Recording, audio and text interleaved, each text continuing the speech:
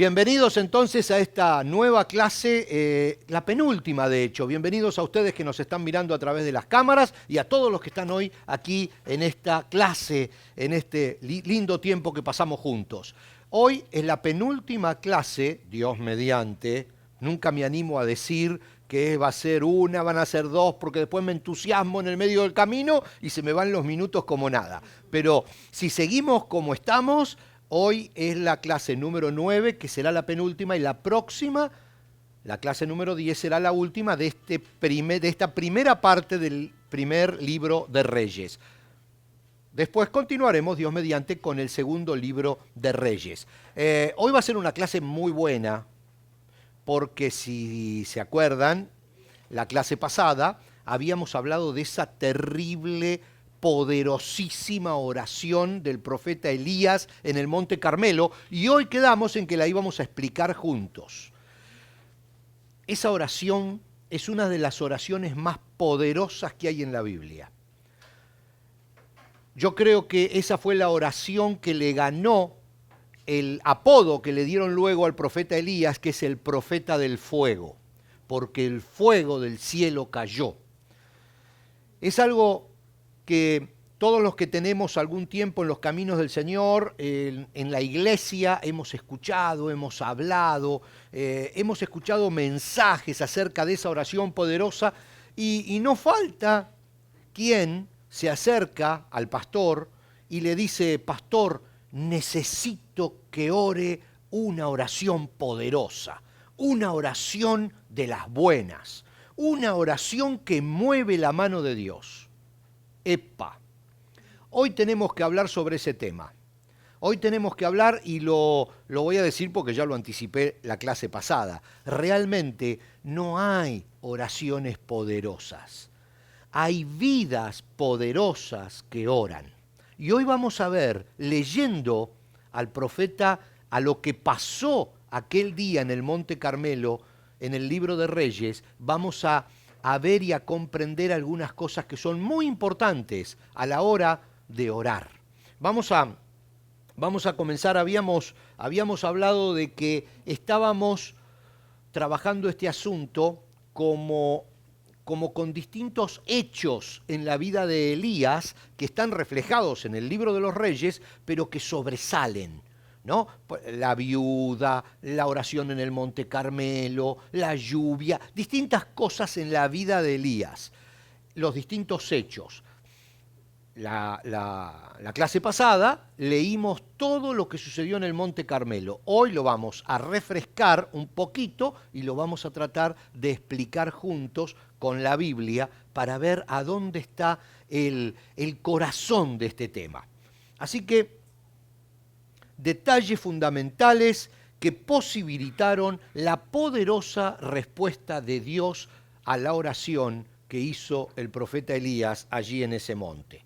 Vamos a ver, vamos a leer rapidito para recordar todos los detalles y luego vamos a entrar a las explicaciones. Primera Reyes 18, 30 al 38, dice: entonces Elías llamó a la gente: vengan acá. Así que todos se juntaron a su alrededor, mientras él reparaba el altar del Señor que estaba derrumbado. Ustedes recuerdan que la primera oportunidad la habían tenido los profetas de Baal, que eran como 400, y él solo había quedado de los profetas de Jehová. Entonces fue una especie de competencia. Armaron un altar, pusieron un toro arriba para el sacrificio, pusieron la leña y dijeron: el Dios que responda con fuego, ese será Dios. Ese era el desafío. Entonces los profetas de Baal se pasaron todo el día, desde la mañana hasta la hora que estaba empezando a anochecer, y orando y rasgándose las vestiduras y lastimándose el cuerpo y saltando y gritando para que el Dios de ellos prendiera el fueguito allí, prendiera la leña y que se quemara el sacrificio, y nada. Entonces cuando le toca el turno a Elías, dice: entonces Elías llamó a la gente. Yo me imagino que los llamó porque ya todo el mundo estaba aburrido, se habían ido, si fueran argentinos se hubieran ido a tomar mate, porque estaban aburridos de 6, 7, 8 horas los profetas allí hablando, los profetas de Baal, tratando de alguna manera de lograr que Baal respondiera, y Baal no respondía. Entonces dice que Elías llamó a la gente, vengan acá, dijo, dejen las cosas que están haciendo, yo sé que están aburridos, pero vengan. Así que todos se juntaron a su alrededor, mientras él reparaba el altar que estaba derrumbado. Tomó 12 piedras, dice la Biblia, una para representar a cada tribu de Israel, y usó las piedras para reconstruir el altar en el nombre del Señor. Luego cavó una zanja alrededor del altar con capacidad suficiente para 15 litros de agua. Apiló la leña sobre el altar, cortó el toro en pedazos y puso los pedazos sobre la madera. Luego dijo, llenen 4 jarras grandes de agua y echen el agua sobre la ofrenda y sobre la leña.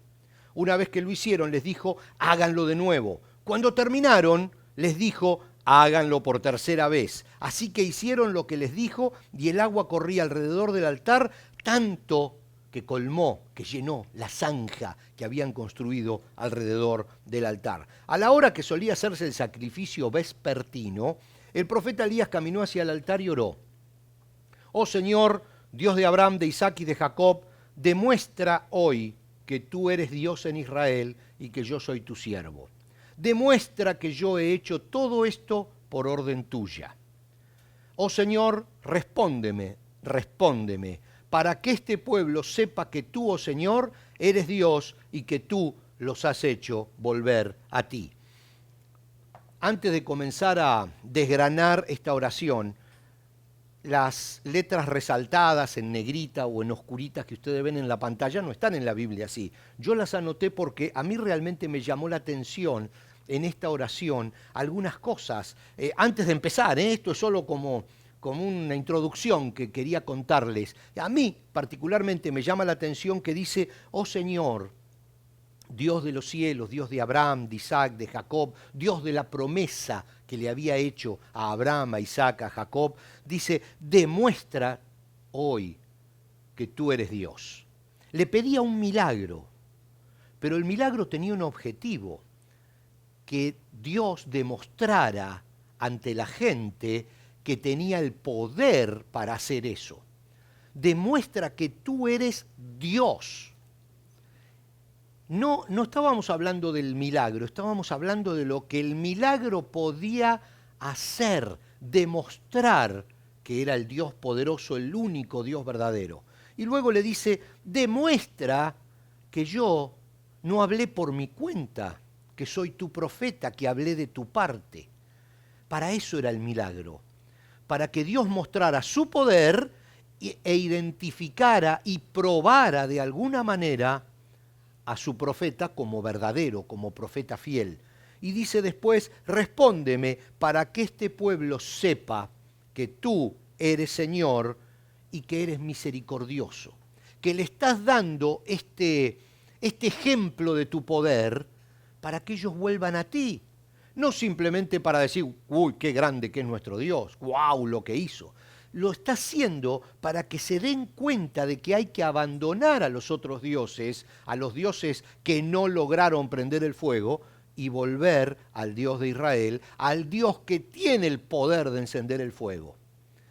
Es interesante todo lo que estas palabras del profeta encierran. Pero vamos a ir parte por parte, porque otra vez ya me estoy entusiasmando y los minutos pasan. Fíjese. Bueno, esperen, faltaba la última parte del pasaje. Al instante, dice, el fuego del Señor cayó desde el cielo y consumió el toro, la leña, las piedras y el polvo, y hasta lamió el agua de la zanja. Entonces, lo más importante, ya yo daba por hecho que esto había sucedido y no lo leía, pero definitivamente Dios respondió con fuego y probó que Él era Dios, que Elías era su profeta, y que lo estaba haciendo porque tenía misericordia del pueblo y estaba agotando las instancias para que el pueblo regresara a donde nunca tendría que haberse ido, a adorar al Dios de Israel. Entonces vamos ahora despacito. Elías, primero, ¿qué hizo? Reparó el altar. Fíjense que leemos ahí lo que ya leímos en el pasaje. Entonces Elías llamó a la gente. Vengan acá, les dijo. Así que todos se juntaron a su alrededor mientras él reparaba el altar que estaba derrumbado. Mientras que la gente iba llegando, mientras que iban caminando desde donde estuvieran, porque era una ladera de una montaña en el monte, mientras que la gente se acercaba, porque como dijimos, se empezaron a ir, se aburrieron de que los 400 profetas se la pasaban de Baal, se la pasaban gritando y el fuego no venía. Entonces se habían apartado, mientras que esa gente volvía para ver el segundo tiempo, para ver jugar al profeta de Dios. ¿Él qué hizo? Reparó el altar que estaba derrumbado. La palabra original allí, la expresión que se usa, que la Biblia lo traduce como derrumbado, es arruinado, básicamente por falta de uso. No es porque los profetas de Baal lo hayan demolido o porque un incendio lo consumió. Simplemente estaba arruinado por falta de uso. Los yuyos, los pastos estarían crecidos entre medio de las piedras, llenos de tierra, de ceniza vieja, de quién sabe, antiguos sacrificios, porque ya no se sacrificaba más al Dios de Israel, porque Acab y su esposa habían convertido Israel, la parte norte del territorio, recuerdan que estamos hablando del norte, porque Israel estaba dividido, lo habían convertido en una nación que ya no respetaba a Jehová, Dios de los ejércitos, que ya tenía mucho más que ver con las religiones que había antiguamente en la tierra de Canaán que con Dios. Entonces el altar estaba arruinado por falta de uso. Arruinado por falta de uso. Segundas Crónicas 7:14 dice, pero si mi pueblo que lleva mi nombre, es muy conocido este pasaje, se humilla y ora, busca mi rostro y se aparta de su conducta perversa, yo oiré desde los cielos, perdonaré sus pecados y restauraré su tierra. Hay algo que hay que hacer. Hay algo que hay que hacer para que una vida sea poderosa. Hay un acercarse a Dios. Fíjense, estoy yendo a otros pasajes para ver reflejar esta idea. Si mi pueblo, dice, que lleva mi nombre, nosotros, o Israel en ese momento, se humilla, que quiere decir reconoce que se apartó, dice, ora, busca mi rostro y se aparta de su conducta, yo oiré desde los cielos, perdonaré sus pecados y restauraré su tierra. Está hablando de que Dios está allí esperando que restauremos, reparemos, reedifiquemos, le saquemos el polvo a esa relación, a ese altar de la vida familiar, de la vida personal, etc. Zacarías dice, el Señor de los ejércitos dice, regresen a mí y yo volveré a ustedes. Reparar el altar de la relación con Dios. Romanos, que esto se los voy a leer rapidito, también es largo, pero el apóstol Pablo dice, por lo tanto, amados hermanos, les ruego que entreguen su cuerpo a Dios por todo lo que Él ha hecho a favor de ustedes. Que sea un sacrificio vivo y santo. Miren pensando en el altar. Que sea un sacrificio vivo y santo. La clase de sacrificio que a Él le agrada. Esa es la verdadera forma de adorarlo.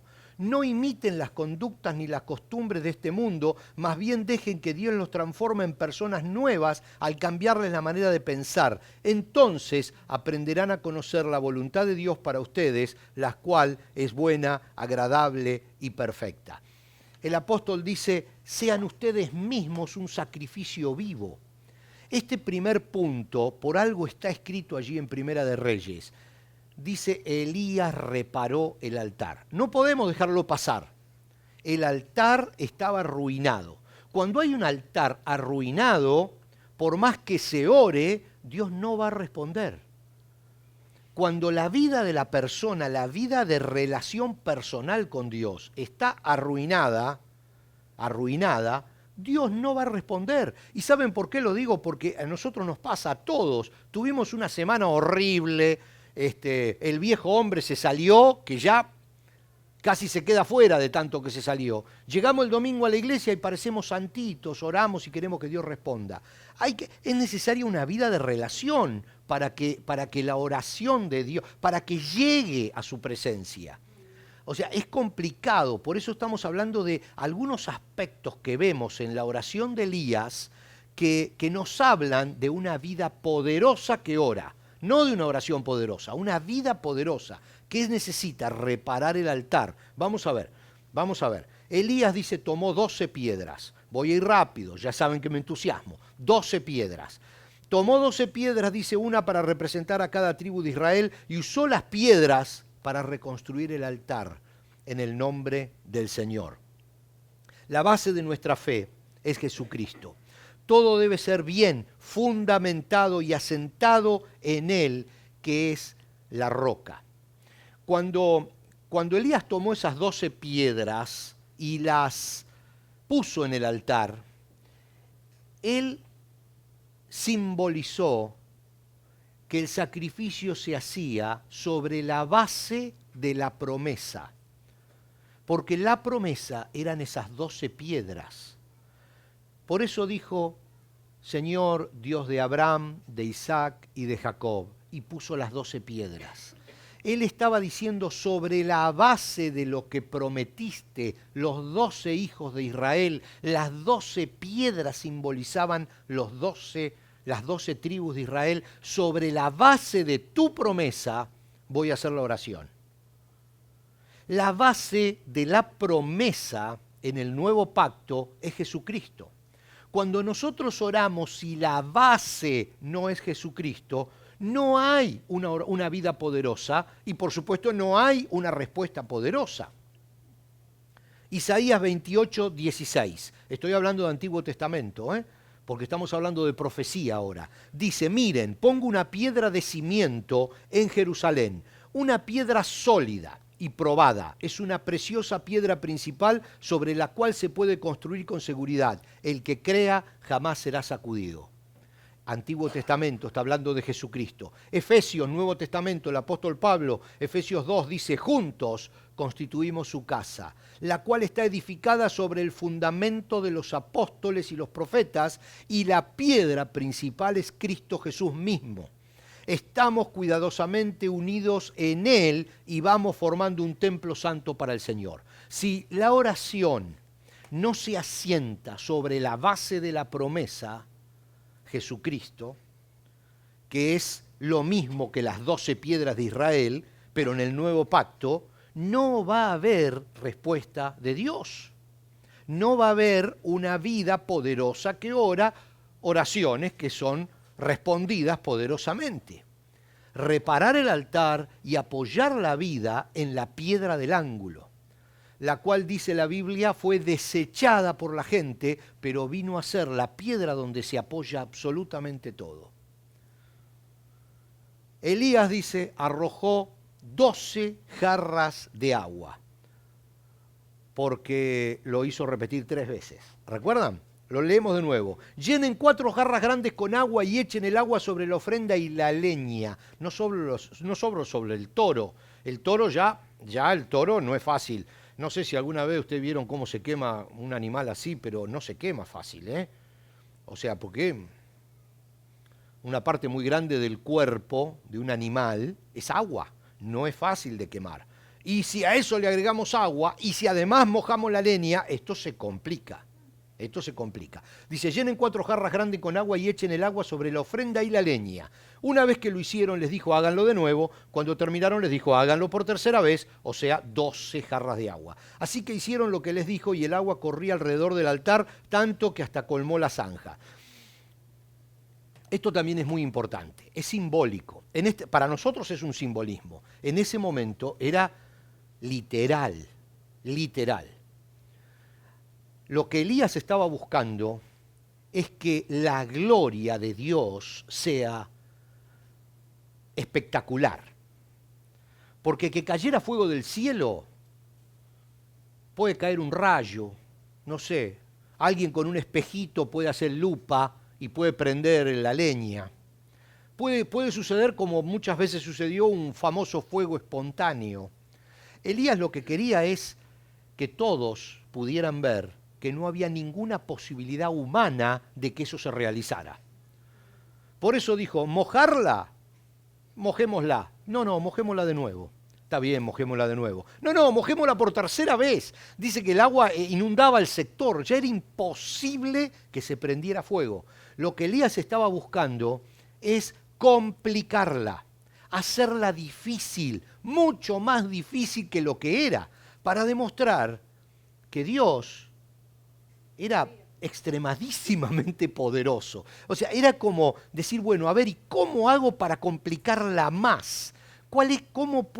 ¿Cómo este problema que existe lo puedo hacer más difícil? ¿De qué manera? ¿De qué manera la puedo complicar más? Para que cuando Dios responda se den cuenta que es Dios de verdad, que no hay ninguna posibilidad de que yo lo haya hecho tirando un poquito de llamita por ahí o algún asistente mío llegue por atrás corriendo y le prenda fuego. No había posibilidad. La gloria tenía que ser solo del Señor. Fíjense esto, Salmos 50, es posible que ni ustedes que están aquí, ni ustedes que nos están mirando a través del video, hayan leído atentamente alguna vez este salmo, porque es uno de esos salmos, Salmo 50. Dice, ¿dónde está? Está en 50, sí, está ahí en la Biblia. Vamos a leerlo si le va a llamar la atención sus palabras. Pero claro, no es uno de los salmos conocidos, pero miren la profundidad de este salmo. Dice, oh pueblo mío, escucha cuando te hablo. Yo soy Dios, tu Dios. No tengo quejas de tus sacrificios ni de las ofrendas quemadas que ofreces constantemente, pero no necesito los toros de tus establos ni las cabras de tus corrales, pues todos los animales del bosque son míos y soy dueño de ganado de 1000 colinas. Conozco a cada pájaro de las montañas y todos los animales del campo me pertenecen. Si tuviera hambre, no te lo diría a ti, porque mío es el mundo entero y todo lo que hay en él. ¿Acaso me alimento de carne de toro? ¿Acaso bebo sangre de cabra? Haz que la gratitud sea tu sacrificio a Dios y cumple los votos que le has hecho al Altísimo. Luego llámame cuando tengas problemas y yo te rescataré y tú me darás la gloria. ¿Quiere anotarlo? Salmo 57 al 15. Porque lo tiene que leer varias veces, ¿eh? Hay que leerlo muchas veces este salmo. Salmo 57 al 15. Luego llámame, dice Dios, cuando tengas problemas, y yo te rescataré y tú me darás la gloria. Es fundamental el hecho de no quedarse con la gloria que no nos corresponde. Darle la gloria a Dios por las cosas que realmente le pertenecen a Dios. Los milagros que Dios hace, no atribuírnoslo a nosotros, a la ciencia, a la casualidad o a lo que sea. Darle la gloria a Dios constantemente, constantemente. Quedarse con la gloria que le pertenece a Dios simplemente nos va a convertir en vidas no poderosas que oran oraciones que no tienen respuestas poderosas. Y luego de esas cosas que no son demasiado complicadas, reparar el altar de la relación íntima con Dios, hacerlo todo sobre la base de la promesa Jesucristo la roca, y 3, darle la gloria de todo lo que suceda, después de esas 3 simples cosas que parecen simples pero encierran un mundo, oró, caminó hacia el altar, dice la Biblia, y oró. No tenía que gritar, no tenía que martirizarse como hicieron los profetas de Baal, ni hablar durante horas, ya había hecho todo lo que había que hacer. Y simplemente dijo, Señor, ahora te toca a ti. Yo ya hice mi parte. Yo ya tengo una relación personal, yo ya puse la base de la promesa, yo ya te estoy dando la gloria diciendo públicamente que no hay ninguna manera humana de que esto se resuelva, no hay posibilidad de que humanamente se prenda fuego esto. Ya está, hice todo lo que tenía que hacer, una vida poderosa, se acercó al altar y dijo que venga el fuego. ¿Y qué pasó? El fuego vino. Vamos a leer en Mateo 6 palabras de Jesús, dice, pero tú, dice, cuando ores, apártate a solas, cierra la puerta detrás de ti y ora a tu Padre en privado. Entonces tu Padre, quien todo lo ve, te recompensará. Cuando ores, dice, esta versión de la Nueva Traducción Viviente, me gusta mucho, dice, no parlotees de manera interminable como hacen los seguidores de otras religiones, como había pasado recién en la tarde de ese mismo día cuando Elías oró. Los seguidores de otras religiones se pasaron parloteando toda la tarde. Dice, piensan que sus oraciones recibirán respuesta solo por repetir las mismas palabras una y otra vez. Recordemos que después de esto enseñó el Padre Nuestro. El Padre Nuestro lo enseñó Jesús, no es una oración inventada y que está mal repetirla. No, no, no. No se está refiriendo a repetir las palabras de la oración. Está hablando del espíritu de la cosa. Está hablando de lo que hay detrás. Está hablando de la vida poderosa que ora. No son las palabras, es lo que está detrás de la palabra. Dice, piensan que sus oraciones recibirán respuesta solo por repetir las mismas palabras una y otra vez. Y lo vemos a diario, lo escuchamos a diario. Lo escuchamos todos nosotros, ustedes que nos están mirando a través del video, prendan la radio, prendan la televisión en un canal cristiano y van a escuchar un pobre hombre que durante 15 minutos repite las mismas palabras cada vez gritando más y me hace acordar a los profetas de Baal, porque usted ve que respuesta no hay.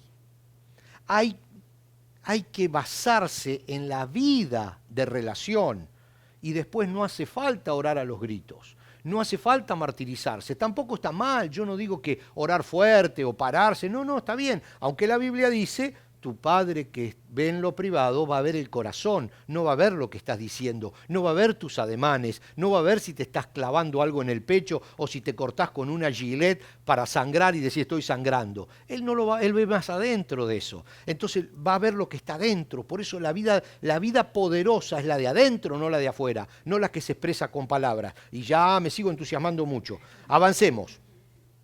No hay oraciones poderosas, hay vidas poderosas que oran. Seguimos entonces con los hechos destacados en la vida de Elías. Tenemos varios hechos destacados más en la vida de Elías que son muy importantes y lo vamos a ver muy rápido porque el tiempo se nos fue, pero son muy importantes. Voy a tener, digamos, frases cortas. Si quedan dudas, cuando apagamos las cámaras, las conversamos. Y ustedes no van a tener más remedio que escribirme y yo trataré de responder en la medida de lo posible. Elías tiene miedo ante la amenaza de Jezabel, la reina madre. ¿Se acuerdan? Jezabel era la que estaba casada con Acab. Y Elías vino a decirle a Acab, a Jezabel y al pueblo que la paciencia del Señor se había terminado.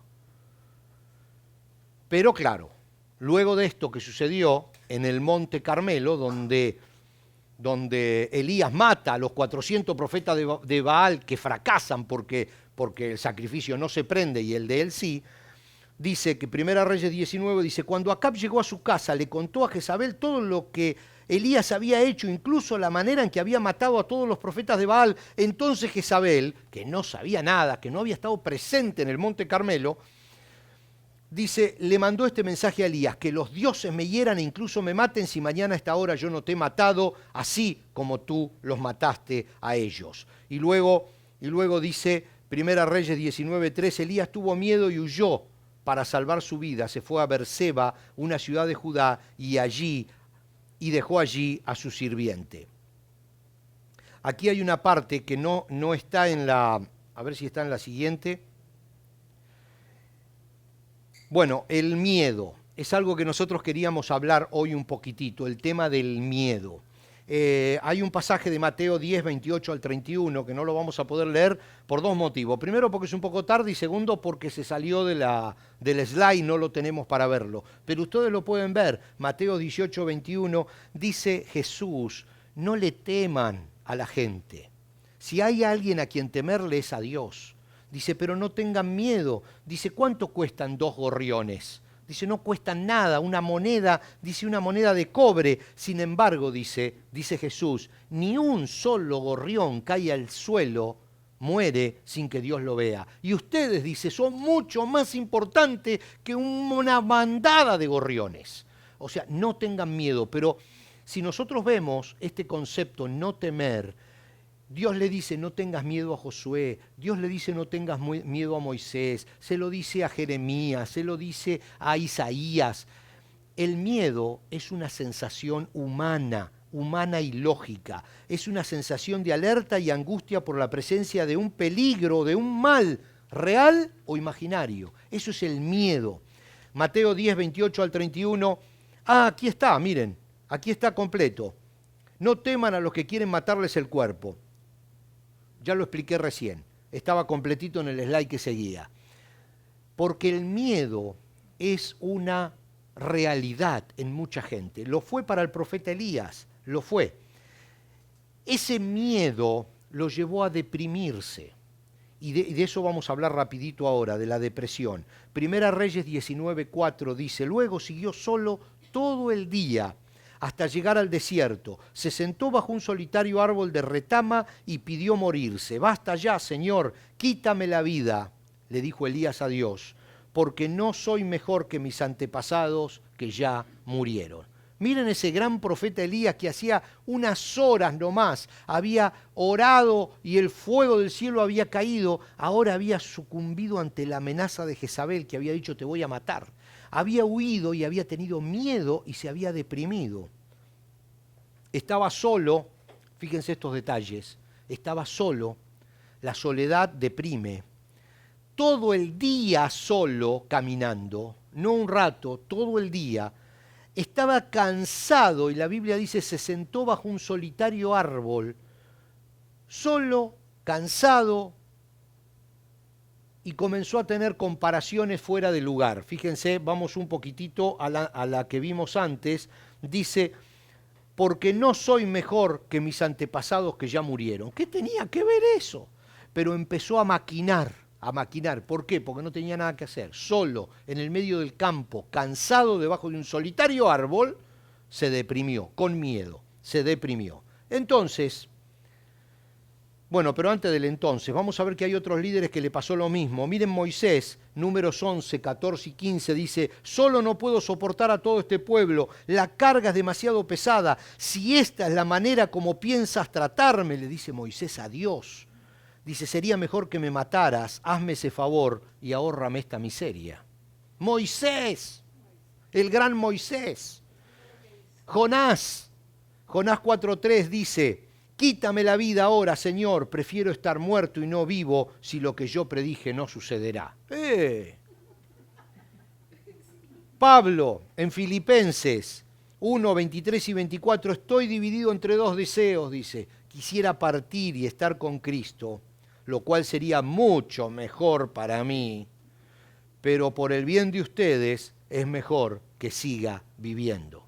Hay momentos de tensión, hay momentos de depresión en líderes probados en la Biblia, que el miedo, la soledad, el cansancio produce un pozo depresivo del cual a veces es muy difícil salir.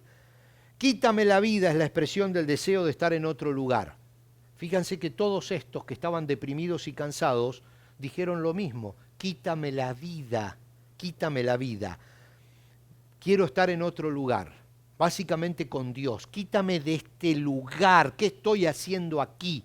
Es la expresión. Podríamos decirlo, ¿qué estoy haciendo hoy aquí? Estoy agotado de la presión y yo sé que con Cristo estaré mejor. No dice, quiero quitarme la vida. Y aquí hay un punto muy importante. Dice que me quites la vida. Aquí hay un punto muy importante. ¿Por qué? Porque hay algo que anda dando vuelta siempre y entonces lo vamos a tocar rápidamente ahora, que es el tema del suicidio. Porque todos tuvieron ese mismo punto, quítame la vida, quítame la vida. Estamos hablando de Moisés, estamos hablando de Jonás, estamos hablando de Pablo. El deseo del suicidio es una tentación.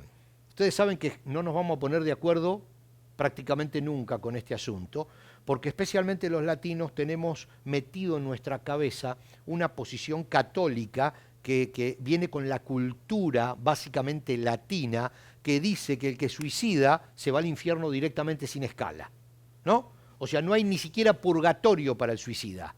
¿no? Es como una especie de echar miedo, mucho miedo. No, no, si te quitas la vida, al infierno, ¿no? Esa es una posición católica que nosotros no podemos compartir. No se puede compartir, porque entonces le estamos quitando poder a la sangre de Cristo, a la sangre que nos limpió y que Pablo dice, nada podrá apartarnos del amor de Dios, ni la muerte, ni la vida, ni lo presente, ni lo porvenir. Hay que tener cuidado con ese tema, no es tan fácil como decir, se mató, se fue al infierno. No es así, definitivamente que no es así según la Biblia. Pero vamos, es el golpe, definitivamente es una tentación de Satanás y es un golpe potencialmente mortal, porque la persona puede perder la vida. Es un golpe a la mente del hombre o la mujer. Y lo golpea Satanás en el momento de la depresión. El momento de la depresión es el momento más bajo de la persona, por eso es depresión, el momento más bajo. ¿Por qué? Porque está cansado, porque tiene hambre, porque está saturado por los problemas, porque todavía no pudo resolver el problema A y ya le llegó el B arriba, y está luchando con el A y no pudo resolver el B y le cae el C, y entonces se hunde. Eso es depresión. Cuando ya se satura, entonces cansancio, agotamiento, depresión, y en el momento más bajo, Satanás golpea la mente y le dice, quítate la vida. Es una tentación de Satanás, es una tentación. El consumar el suicidio es la tentación de ocupar el lugar de Dios para solucionar el problema, básicamente. Ceder ante Satanás y decir, tomo la decisión de quitarme la vida. Es ponerse en el lugar de Dios. O sea, es grave, es gravísimo hasta el punto de que es un asesinato sobre uno mismo. Pero de cualquier manera no tiene nada que ver con la salvación. Estamos hablando que es muy grave, es un pecado grave, es ceder a una tentación. Según estudios, hay que tener también en cuenta muchos detalles, el 90% de los suicidios tienen distintos niveles de problemas mentales. Entonces también eso afecta mucho, porque puede ser una persona que no está en su sano juicio cuando toma la decisión. Eso no lo podemos considerar ni siquiera una agresión sobre sí misma, porque fíjense que si una persona que no está en su sano juicio mata a otra persona, puede no ser culpable de asesinato, porque está fuera de su control mental. Y si se mata a sí mismo, sí, entonces no es lo mismo. Él no está en su control. Eso también hay que tenerlo en cuenta. Luego hay depresiones profundas. Estamos hablando de que en el punto más débil es donde golpea Satanás. Y luego puede estar la persona obnubilada o drogada o alcoholizada, ¿no? Entonces eso tampoco se puede considerar como que se agredió conscientemente a sí mismo, porque está fuera de su cabal, por decirlo de alguna manera. Entonces, hay muchas cosas que hay que tener en cuenta cuando hablamos de este tema. No es algo tan fácil y definitivamente no es un pecado sin perdón, por decirlo de alguna manera, ¿no? Porque si estamos seguros de nuestra salvación, nosotros no podemos atentar contra nuestra salvación. Por supuesto, hay pocas posibilidades de que una persona que está en sus cabales, que no está cristiana, una persona cristiana que está en sus cabales 100% y que no está alcoholizada, que no está drogada, cometa suicidio, porque hay un cuerpo que la contiene a esa persona, hay una palabra de Dios que le da ánimo, ¿me comprenden? Hay un montón de factores alrededor, pero si sacamos esa contención que le da el cuerpo a la persona en una situación clave, puede atentar contra su vida. Y definitivamente no podemos considerar eso como un pecado de muerte, porque hay muchas cosas. Ahora, esto es un tema muy delicado y que tendríamos que hablarlo muchísimo, muchísimo. Y por supuesto no nos da el tiempo. Pero vamos a avanzar un poquitito. Dios le receta a Elías una terapia para la depresión profunda, de descanso y buena comida. Está en la Biblia, Primera de Reyes 19, 5 y 6. Primera de Reyes 19, 5 y 6, porque no solo es bueno leerlo ahora, sino anotarlo y tenerlo en mente siempre. Entonces, dice, se acostó y durmió debajo del árbol. Mientras dormía, un ángel lo tocó y le dijo, levántate y come. Elías miró a su alrededor y cerca de su cabeza había un poco de pan horneado sobre piedras calientes y un jarro de agua. Así que comió y bebió y volvió a acostarse. Primera Reyes 19, 7 y 8 le dijo, entonces el ángel del Señor regresó, lo tocó y le dijo, levántate y come un poco más. De lo contrario, el viaje que tienes por delante será demasiado para ti. Entonces se levantó, comió y bebió, y la comida le dio fuerza suficiente para viajar durante 40 días y 40 noches hasta llegar al monte Sinaí, la montaña de Dios. Allí llegó a una cueva donde pasó la noche. Y para la próxima, porque este es un camino que Elías tenía que recorrer, la próxima clase, la 10, vamos a ver el Dios que Elías todavía necesitaba conocer. Él llega a una cueva y ahí Dios se le presenta en persona. Y Dios quería mostrársele a Elías de una manera distinta en esa cueva. Y esa va a ser la 10 y posiblemente la última. Es muy interesante, muy interesante también la número 10, pero espero que les haya gustado todas las enseñanzas de esta clase del Monte Carmelo y de todos los alrededores hechos destacados en la vida de Elías. Nos vemos en la próxima clase. A ustedes también, Dios les bendiga.